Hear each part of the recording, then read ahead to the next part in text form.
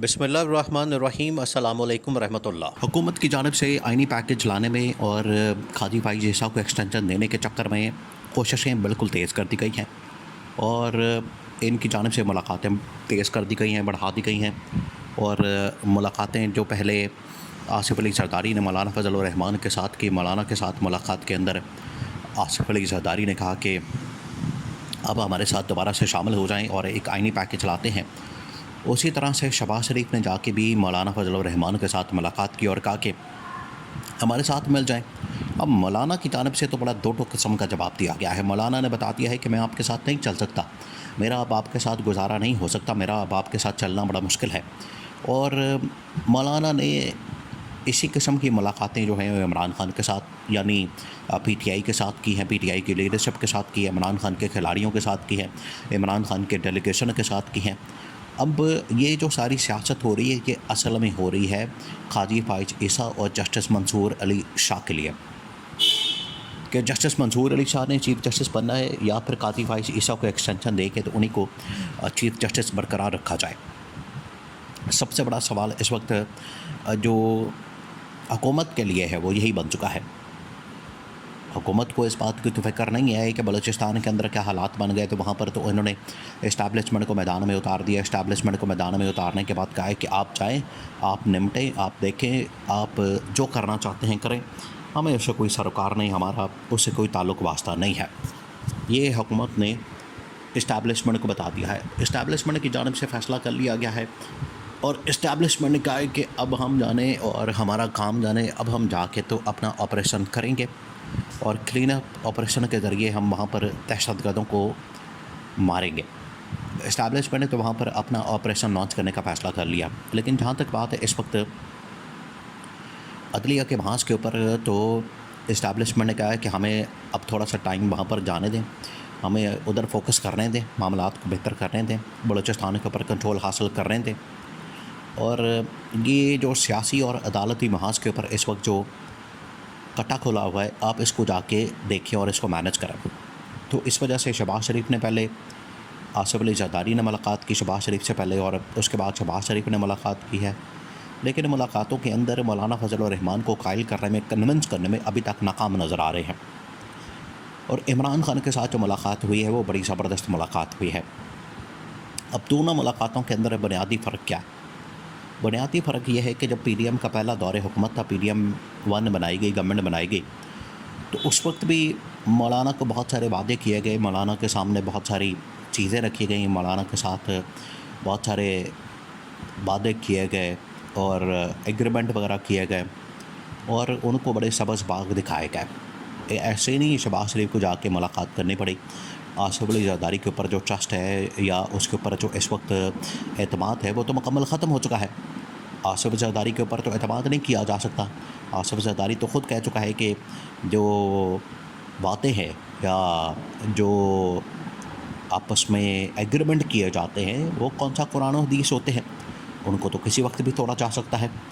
तो मौलाना ने इस वजह से आसिफ अली जरदारी के ऊपर तो ट्रस्ट करने से इनकार कर दिया, पहली बात। दूसरी बात यह कि मौलाना को तो इस बात के ऊपर बड़ा गुस्सा था कि मौलाना को तो दिखाया गया था सदर आप बनेंगे, मौलाना को तो वादा किया गया था कि आप सदर बनेंगे।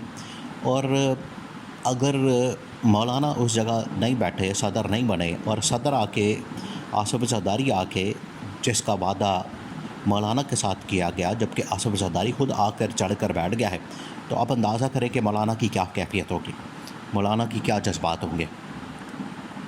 उसके दिल में तो यही चल रहा होगा कि मैं पकड़ के चपेड़े मारूँ इसको, कि जिस पोजीशन का मुझसे वादा किया गया था उस पोजीशन के ऊपर सदर खुद आसिफ जरदारी बनकर बैठ गया है और अब ये मेरे पास आ गया है चल के और मुझे कह रहा है कि मेरे साथ चलो।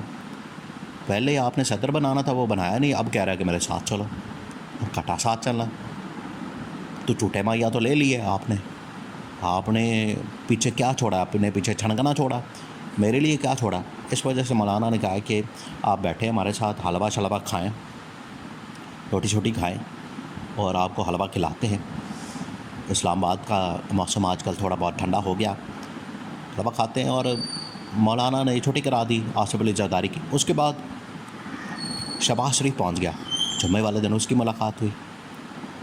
और ये जो मुलाकात हुई इसके अंदर शहबाज शरीफ ने जाके वही गोले गिट्टे पकड़े, तरले मिन्नतें किए, क्योंकि वो चाहते हैं अपना नंबर गेम पूरा करना।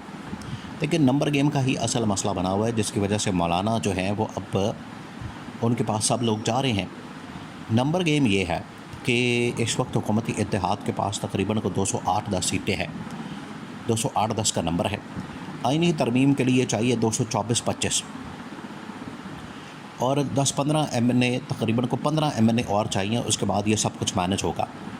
एक और सीट दिलवाई गई है इनको गुजरांवाला से, वो दिलवाई गई इस मकसद के लिए कि चलें आप कुछ आईनी तरमीम के लिए बंदे इकट्ठे कुट्ठे कर लें, मौलाना को अपने साथ मिलाएं। उनके पास भी 8-10 सीटें हैं और कोई 5-10 MNA या 4-5 MNA आपको PTI से तोड़ के उनको ओहदे वगैरह ऑफ़र करके तो आपको दिलवा देंगे। देखिए, जो मंडी बहाउद्दीन से एक PTI की MNA को शेख इम्तियाज़ को उठाया गया, अब उसने रिकॉर्ड के ऊपर बात कर दी है। उसने बता दिया है कि मुझे किस तरीके से इस्टेब्लिशमेंट की जानिब से ना सिर्फ वजारत ऑफ़र की गई, वज़ीर ममलकत बनाने का कहा गया, बल्कि कहा गया कि आपको तकरीबन कुछ 40 से 50 अरब रुपया देंगे।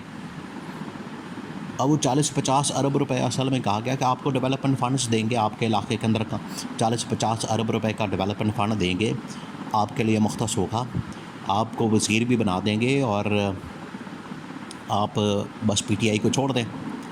अब इतनी बड़ी ऑफ़र कोई इंसान ठुकरा सकता है आज के दौर में कि 40-50 अरब रुपया, फिर उसके बाद वज़ीर और प्रोटोकॉल, गाड़ियाँ, सरकारी रहाइशें, खाते और इतना सब कुछ। लेकिन आप देखिए उस बंदे की कमिटमेंट कितनी है कि उसने इमरान खान का साथ छोड़ने से इनकार कर दिया। तो अब ये मौलाना के पास दोबारा से जब शहबाज शरीफ पहुंचा, उसने जाके गोडे गिट्टे पकड़े, तो शहबाज शरीफ ने आके मौलाना को कहा कि आप हमारे साथ चलें।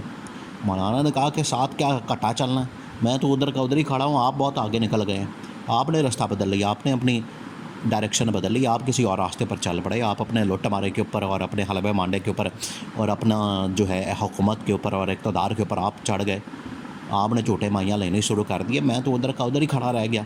मुझे जो आपने वादे दिए थे, मुझे जो आपने एक लॉलीपॉप दिया था, मेरे गोदी में जो आपने एक काका ला के रख दिया था, मैं तो उधर का उधर ही बैठा हुआ हूँ। तो ये सूरत हाल अब मौलाना के लिए बन चुकी है और ये सारा कुछ किया जा रहा है काजी फाइज ईसा के लिए, लेकिन अब ये मुमकिन नहीं हो सकता। आज़म नज़ीर तारड़ ने ये रिकॉर्ड के ऊपर बात कर दी है, या तो आज़म नज़ीर तारड़ को देखा जाए या फिर ये 2 नंबरियाँ की जा रही हैं और नोटिफिकेशन चीफ जस्टिस का ये मंसूर अली शाह का अगर निकाला जाए तो इसमें कोई शक नहीं है कि उसने आते साथ ही जो पहला फ़ैसला करना है इमरान खान की रिहाई का करना है। यही वो डर और खौफ है कि ये काजी फाइज ईसा को एक्सटेंशन देना चाहते हैं और इनकी दौड़ें लगी हुई हैं।